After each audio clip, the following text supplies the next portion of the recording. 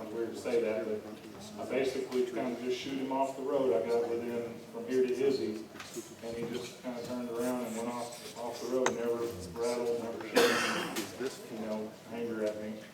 Now, the Cotton Mountain, a whole other story. There's an absolute mess of water moccasins down in there. Those little guys do have attitude. I'll tell you, they might be this big curled up, but you just get near them and they open their mouth and they start wanting you. This guy was pretty friendly, really. Next place. Now, we had a little thing in late 09, early 2010, that a few of us that met each other had an opportunity. We started trying to, there was an idea of doing a Bigfoot research reality, kind of a low-budget little show kind of thing. So there was no funding. It was just really poor folks getting together and going down there and filming. Well, we filmed our pilot little research outing as I borrowed a brother-in-law of mine's boat while the river was flooding in late December 2009, and got into the Trinity River, and the water level was almost even with the woods. And we went up, it was probably 40 degrees, and we went upstream maybe just a mile, it wasn't real far, but we tied off on the bank and just kind of had some night vision on the cameras a little bit and just try to see what happened, do some audio and whatnot. Now, this project kind of ended up bunk. I mean, we did go out and film about 10 or 15 times. So it was supposed to be about 6 episodes, but it just kind of fell apart with the editing. But they did get one episode. The first one did get online, and it was visible on the internet in 2010. And we will say it was on TV before Finding Bigfoot was ever on TV. We didn't have a budget, but we did it before that show was ever seen. So, just a little bit proud of what we did during the time. But, you can go to the next slide. There will be some audio that we recorded that night. I won't say, I can't say this for sure is Bigfoot, but we've got some real unknowns. And if anybody has an idea what some of the other sounds are, feel free to throw it out there. We've considered some of it. You can go to the next one. This is where we just tied up on the bank and switched over to Sony night shot. And we got a little fire going and everything.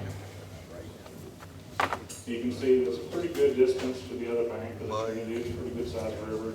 Probably to the street from here, maybe the distance. That water is probably at least 20, 30 feet deep, where it's normally maybe 5 to 10. Anyway, I never said it was in the upper 30s, maybe 40 degrees at best. Here's the next slide. Go to the next one. This is still an unknown. We played it last year up here. Go ahead, Darren.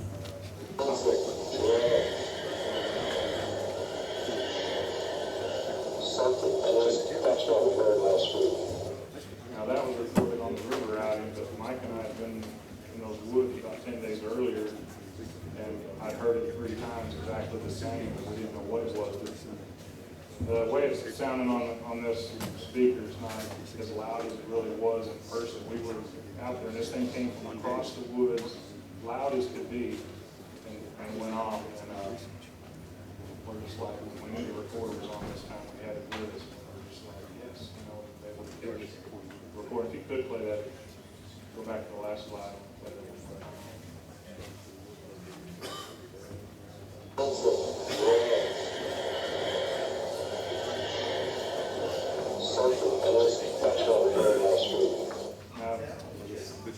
At a quick listen, it sounds, to me, I think it sounds like a pig squeal, but it's different.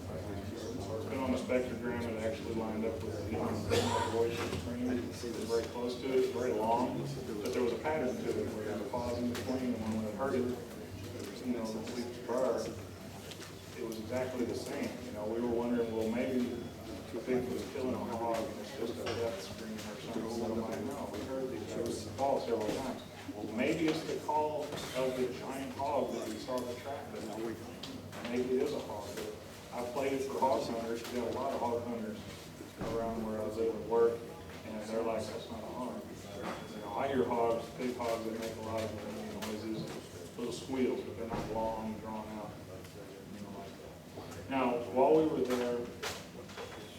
run some call blasts, we heard some distant vocals, not a good recording back, but at some point we were hearing something across the other side, couldn't make it out, maybe some gibberish or some movement, but it's just a little bit out of earshot. But at some point we had the sound of a large rock laying in the water real close to our bank, where we were at.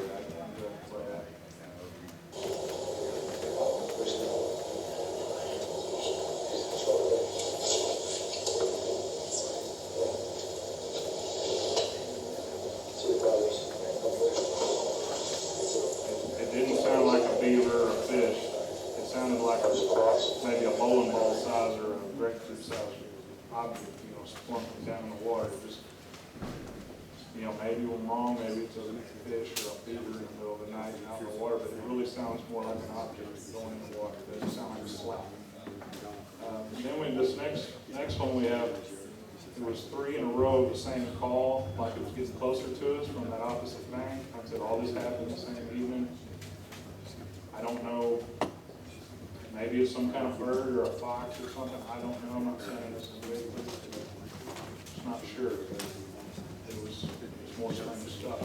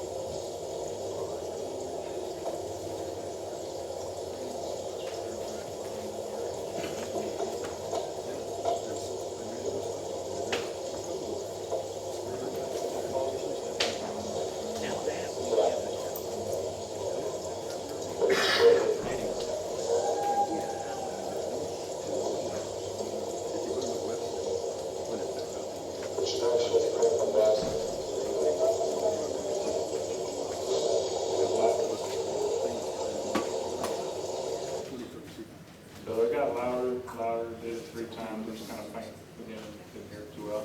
This is a recording from a couple of years earlier near M.A.B.R.C in Texas. Is the closest town to this area where we were at, probably 5 miles away. This was captured by Texas, but I'm just sharing it because it's from that region. It's a single howl, it's pretty good.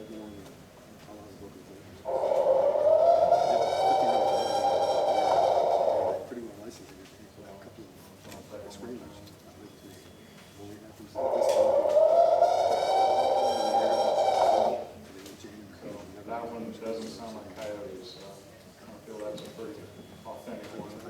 Now this was captured, Super Dave and Bruce, we were here for this. This was a year ago, September, in the same Trinity River spot on the south part. This was I believe I had done a Bobo style kind of a manual or a flip American kind of a little manual shriek. We had to split our teams up, and the other guys were about a half mile down, and they said they didn't hear me, and I had timestamps on when I did, and they captured this going off real close to them. That I believe, and it was within less than a minute after I had made a sound, so I think it might have been answered back to what I did. Let's go ahead and I'm not playing it again.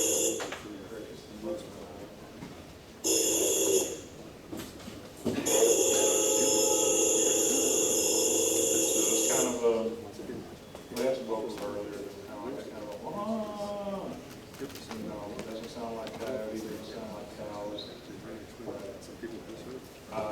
We do most of the activity we get are wood knock related. It would get, could just be during the night when we left a recorder. The creatures around there, we know they're there, but they're very shy. We haven't had like trees getting ripped out of the ground trying to run us out of there. We go down there to the dead end of the road and we'll sit and listen. Sometimes we'll get some knocks and stuff around us. We'll leave recorders. So it's really been pretty subtle.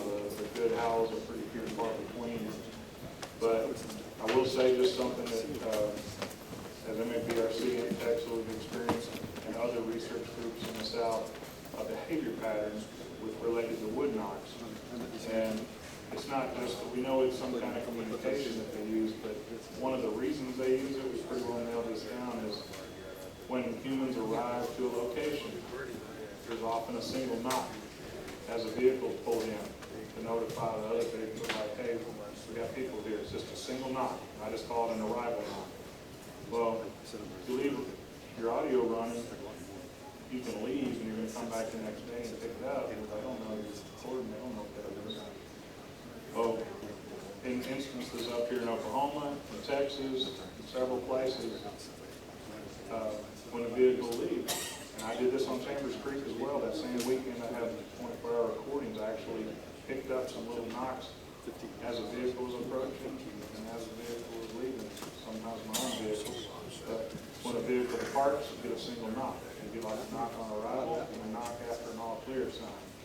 I actually predicted it earlier this year in a spot where we had the lights out for a good while and the guy was fishing and had a noisy old truck. And if he was leaving, and this was an area where we know that there's reports and there's likely to be some wood behind the slate dam, and the truck was pulling out, and out. Just kind of goofing around. I was like, wait for it, and listen, and then sure enough, we heard it. It was just flat out just predicted it right before it happened. I just want to share that because I had already pieced together like the behavioral aspect. I didn't have a recorder on with me or anything, but basically I called it right before it happened. 3 other people with me that heard it loud as could be. And then we stayed a little later and played around and ended up getting a knock on our side and an answer knock again across. So it wasn't just the one knock later we did. After I made some racket, we heard a couple more knocks. But that should be about it. Yeah, I was going to say it's just ongoing. I'm just going to comment. We get large branch breaks, trees getting pushed over, type of sounds. Sure, some of that natural deadfall, but it's times when there's no wind, it hasn't rained, the trees dry, it's not waterlogged, it's not windy, and you hear the sound of, popping and pushing and something big falling over. You kind of think that something's helping along, and that's an intimidation type of behavior that's been reported around. People having trees shake, pushed over. So these are just most of the types of sounds we get in the Trinity area, besides occasional howls. So we're still trying to see what it'll take. Maybe they know that we're different than the hunters that come in there because we'll mess with them. In a sense, we just sit down there in chairs, and it's weird to them. Like they probably by now have seen us being numerous times down there, but I think they got kind of shy with us. So hopefully we can bust through that and have the next level and we're going to change something up. All I said is keep searching, my friends, because it doesn't really end. Once you're in it probably for life, unless you get scared out of it and go and stop. That's the only way that can stop. That's about all I got. Hopefully you heard me earlier when this was.